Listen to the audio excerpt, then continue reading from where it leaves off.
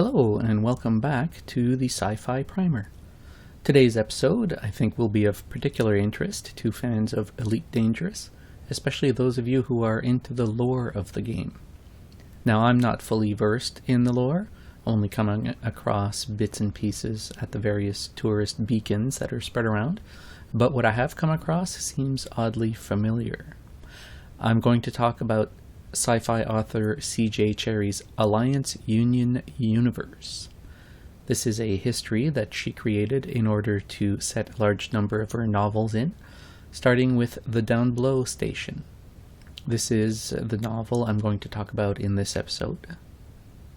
But first, some backstory. The author was writing Merchanter's Luck, a subsequent release, when she realized that she needed to do some world building in which to set the story. She put that novel aside and worked on writing Downbelow Station and setting it in a history with its cultures, factions, and a timeline which I think you will find very intriguing.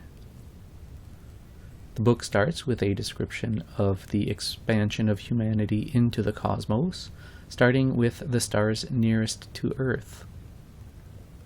The main thrust of exploration, all at sublight speed, was by the Sol Corporation.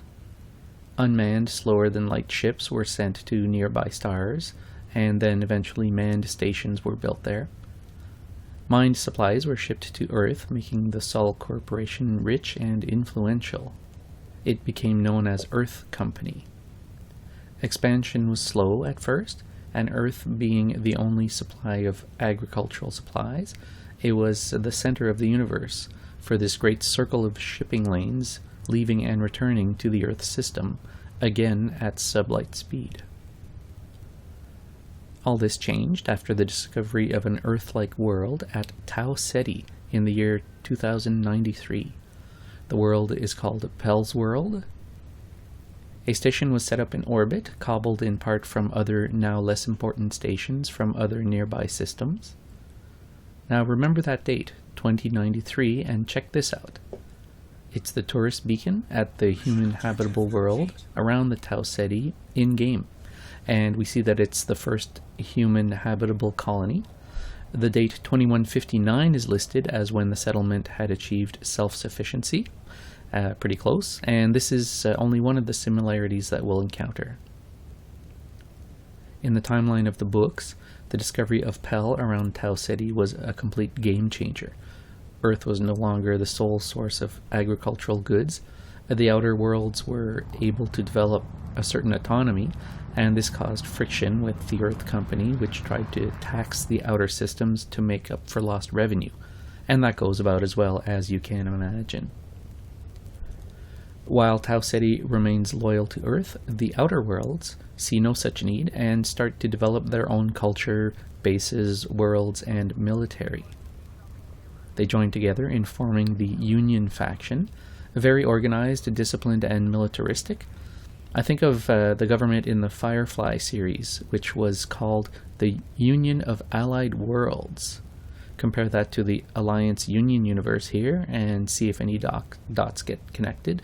So that's Alliance Union universe in the book, Union of Allied Worlds in the Firefly series.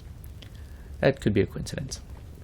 In the middle of all this are the Merchanters. These are the truckers of this universe, and they travel between these two factions without necessarily having any loyalty to either of them.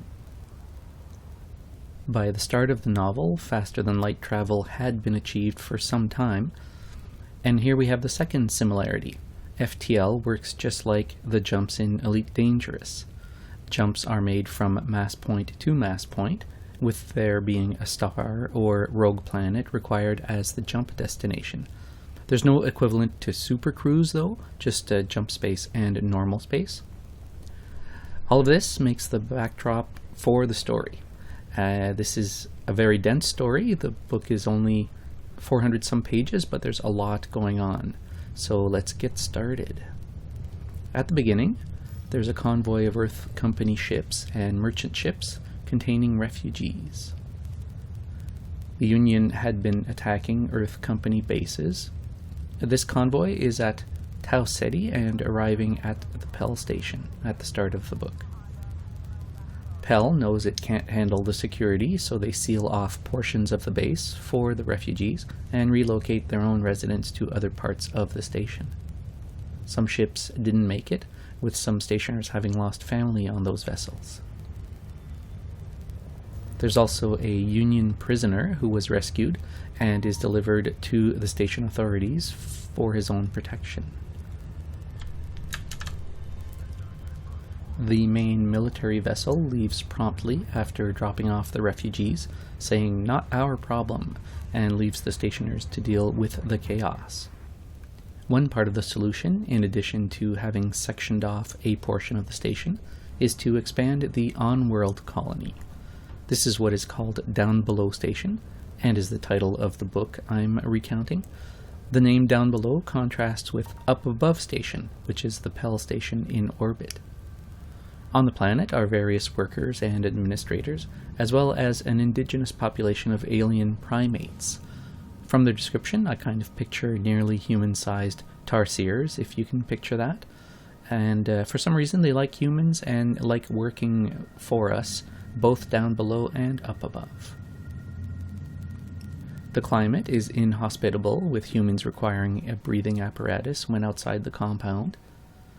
There are power struggles going on, with the main administrator of the Downbelow facility getting sent his walking papers and shipped back up above. This will become a key point later on in the story, I am certain of it. While this is going on, an Earth delegation is sent to negotiate a truce with the Union. They go to a station called Viking, which is at the Epsilon Eridani system. Frameshift drive charging.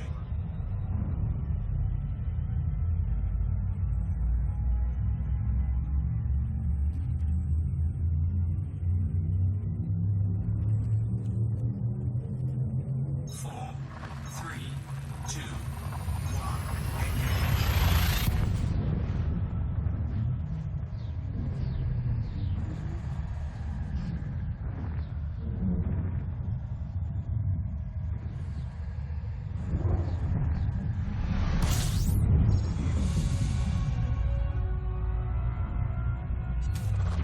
fuel scooping.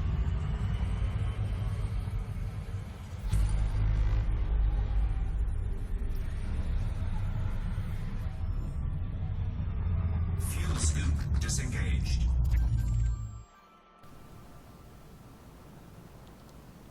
The negotiations don't go too well, and the Earth ambassadors are held captive up until an Earth convoy of warships descends on the Viking station. The Earth military vessels had been hiding out at a rogue planet. They're vastly outnumbered. This planet is a place that smugglers knew about, that they could jump to, and that wasn't known to most people, given that it wasn't lit by any stars. The convoy attacks the Union at Viking Station, but they retreat suddenly back to Pell Station at Tau Ceti on orders from the main commander.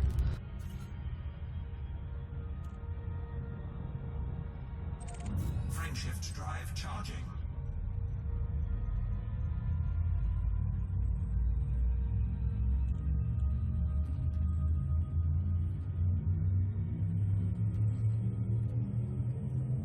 Four, three, two, one, engage.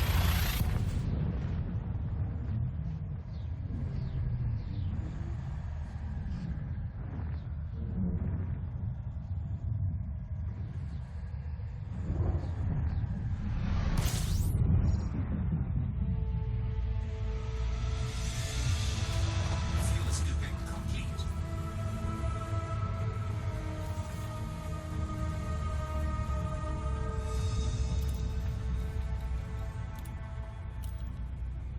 Auxiliary commanders are confused, since they had only suffered a few casualties.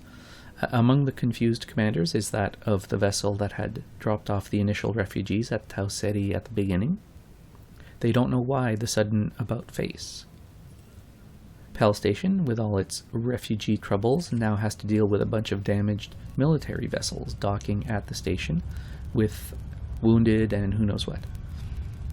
On the planet, the expansion of Downbelow Station is continuing, but accidents happen, and one of the casualties is a human that was well liked by the alien population.